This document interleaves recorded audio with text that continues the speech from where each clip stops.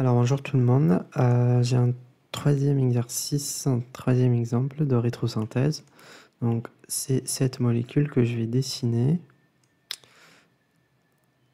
Alors 1, 2, 3, 4 carbones avec... Ici on a une fonction amine. Donc alors la première chose à mettre en tête, c'est que quand on voit une amine contenant au moins un seul hydrogène, donc on va directement penser à FGI, ok?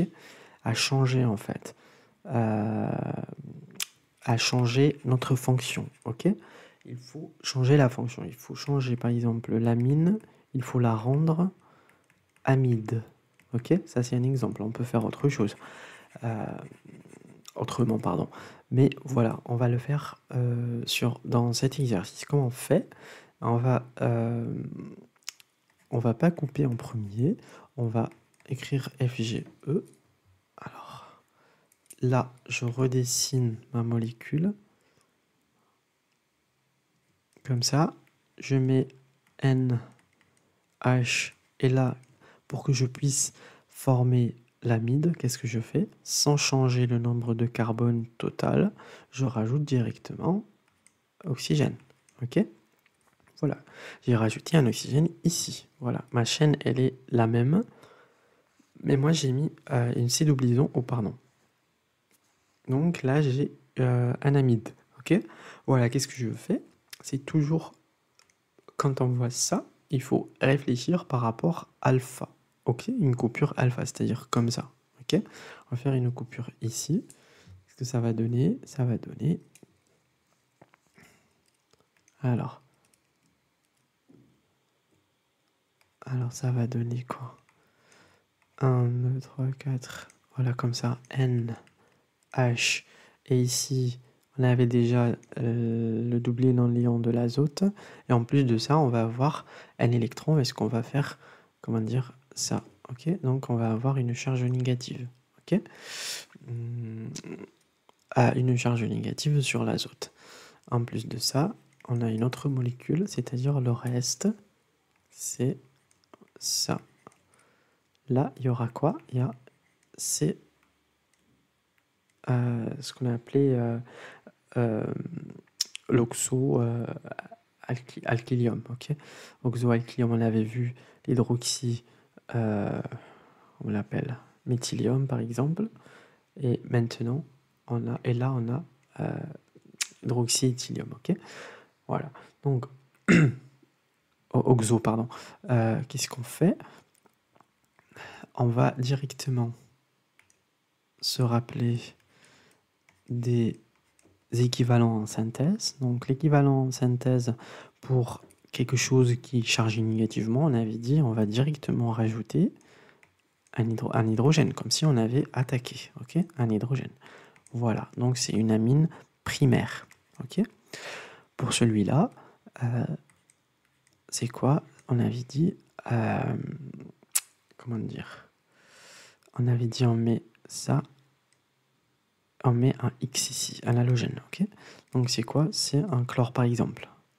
Et qu'est-ce qu'on va utiliser pour la synthèse? Pour la synthèse, on va aller de là jusqu'à là. C'est-à-dire, j'ai celui-là et j'ai celui-là en deuxième, ok? Qu'est-ce que je vais utiliser en premier? Alors, c'est clair, on va utiliser ce composé. C'est exactement comme la vidéo précédente, quand on utilisait un alcoolate pour venir attaquer et faire une... voilà, pour venir attaquer. Là, on voit bien, quand on voit un groupe partant, donc on va penser à une SN-acyle, ok, un groupe partant avec, voilà, en présence de l'acide doublison O. Qui fait la SN-acyle, c'est un nucléophile. Un nucléophile qui est chargé, par exemple, négativement, c'est un bon nucléophile. Donc c'est lui qui va la faire. Qu'est-ce que je fais? Je prends ma molécule d'amine primaire, je vais venir rajouter une base pour arracher un proton. Donc, par exemple, si je mets une base, bon, là, ça pourrait peut-être pas marcher, mais, comment dire?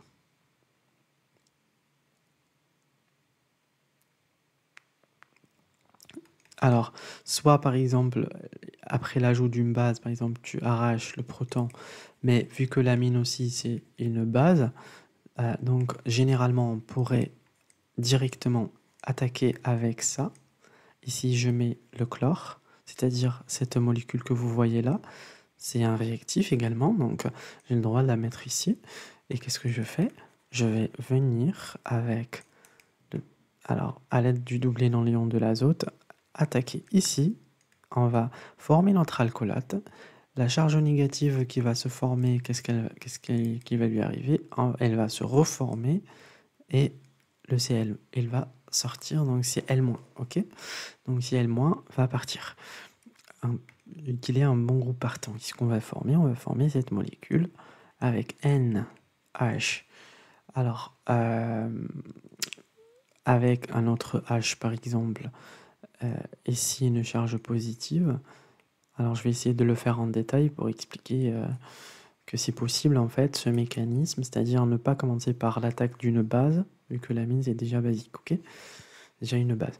Donc là, qu'est-ce que je fais? Je rajoute tout ce que j'ai en rouge, tout ce qui a attaqué, et puis il me faut ce qu'on appelle ça, CO, comme ça. Donc, vous voyez là le Cl qui part, en fait c'est un Cl-, ok?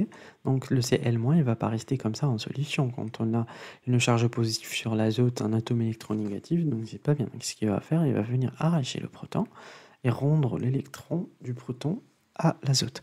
Donc ce qu'on va former, nous, on va former ça, avec un azote qui porte un seul hydrogène. Et puis, il y a quoi? Il y a, pardon, il y a ça. Donc, ça, c'est notre molécule. Par contre, il manque, avant, on n'avait pas ça. Ok? Il faut, pardon. Avant, nous, on n'avait pas la C doublison O. Donc, ce qu'il fallait faire, il faut faire une réduction. Ok? Donc, on va pouvoir faire une réduction. On va dire réduction. Donc, qui va rendre la C doublison O une CH2, quoi. Voilà. Alors, on peut mettre, par exemple, BH3, DMS. Ok? Il y a d'autres, par exemple, pour tout ce qui est cétone en général. Bon, ça c'est le cas de l'amide, mais pour tout ce qui est cétone en général, il y a Wolff-Kishner. Voilà, il y a Mozingo pour la réduction.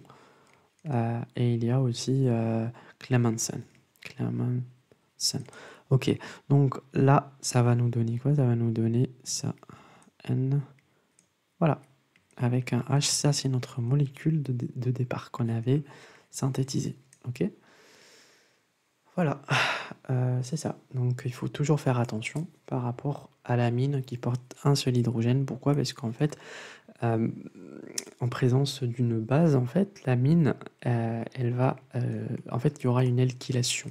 Donc, par exemple, on a 2 hydrogènes. En présence d'une base, en fait, ça s'arrête pas jusqu'à la fin, en fait, jusqu'à une polyalkylation, c'est-à-dire, voilà, enlever tous les hydrogènes et on va tomber sur un, comment dire, un produit différent. C'est-à-dire, voilà.